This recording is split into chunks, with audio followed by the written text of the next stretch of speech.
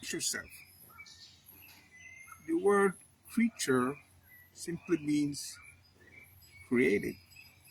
So it refers to both animals as well as human beings.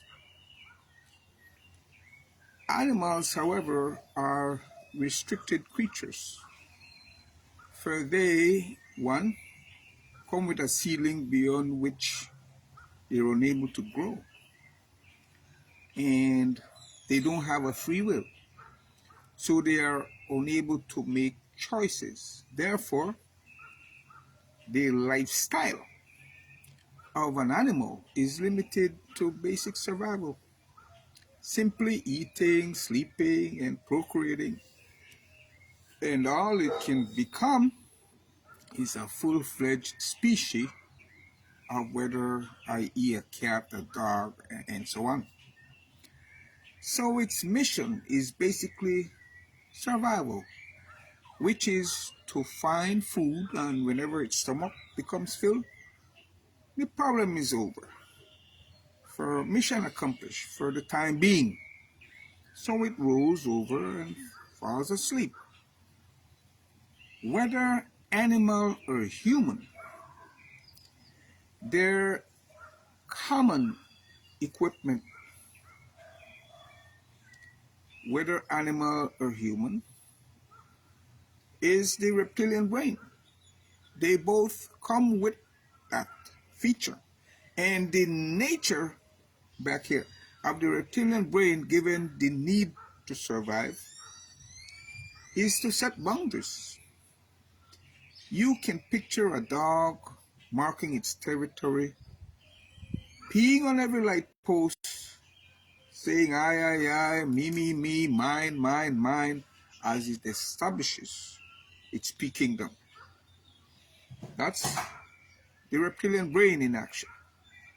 You, a human being by comparison to the animal creatures, and the way to comport yourself, well, beginning with the last item first.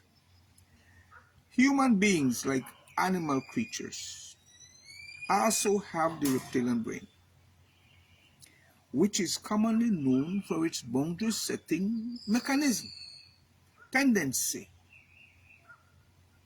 Human beings also begin at the level of basic survival, however, can be compulsive in thought and behavior, given the evolution and the fact that they not only have the reptilian brain, however, are also equipped with the cerebral cortex, wherein lies their intellect.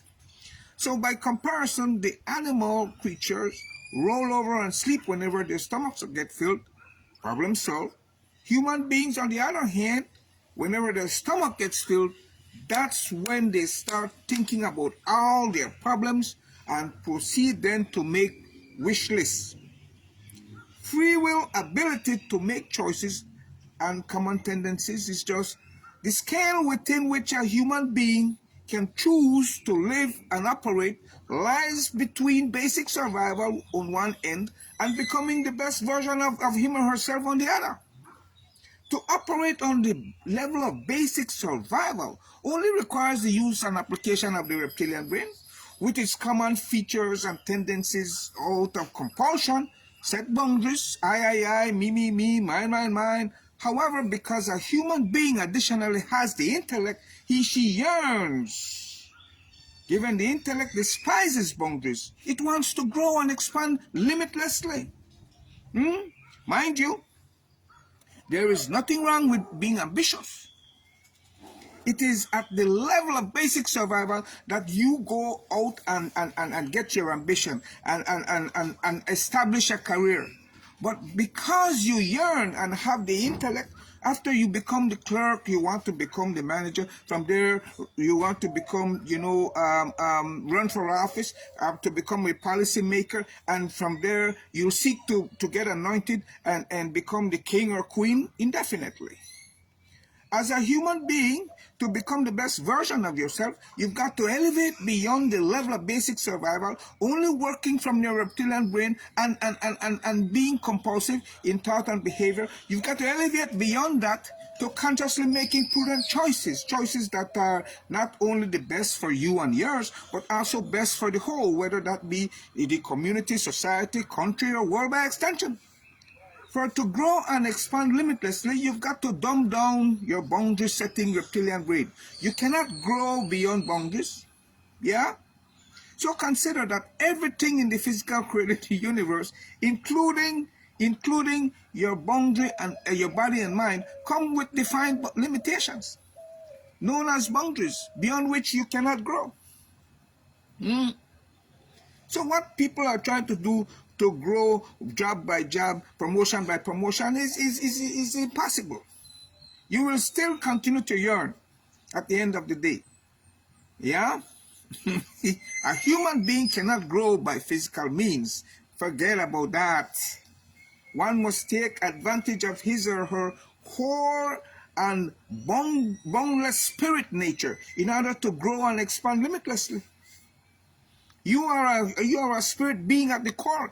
You are God-breathed. After your body and mind goes back to the dust, you will continue to live in perpetuity in the spirit realm. So physically, your heart is only full until it encounters something or someone more appealing. As for your mind, even if you crush all the libraries and pound them into your head, there will always remain something more for you to learn. So you must comport yourself every day by keeping your energies exuberant, always living with full intensity, as if though today were going to be your last day on this earth. To only live through your body and mind is to be half alive, which is torturous. You've got to bring your body, mind, and spirit under the one and same roof. Steer by your spirit like a vehicle on four wheels. Have your body and energy system as the two back wheels, your thought and emotion at the front. Always bringing the latter into alignment so all four wheels go in one and the same direction. Your thought and emotion must not be like loose bowels. You've got to tell your mind what to do.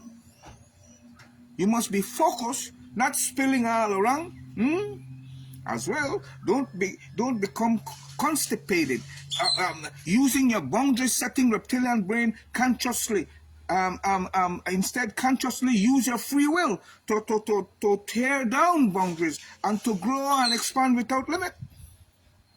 So comport yourself by being a certain way within yourself, yeah? Be in a state of equanimity, balance, and exuberance. There's no need to choose a character or personality. Simply be. A human being already knows how to be, how he feels, how she thinks, and in mature time, what she wants for an ambition and career, and eventually a vision, if that's a part of it, yeah? And a vision is simply an expanded ambition, yeah? Because an ambition is about yourself, a vision is about inclusive with everyone else, yeah? Wanting for everyone the same things that you want for yourself. That is being a person of integrity. So I'm saying as I close, yeah? Look, you don't have to plan a character or choose a personality. You just be a presence, likened to the invisible God.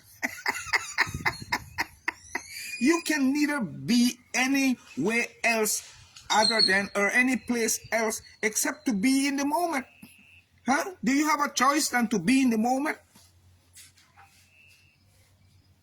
Always be joyful in your posture, and therein you will always naturally know how to be and what to do. A goal is a finish line, you know. Consider the most important step, therefore, the step immediately in front of you. For process is equally important as the finish line. Loudly and Negro. And with that, enjoy your Easter Monday. Have a good one. Ayo, say ya. Bye.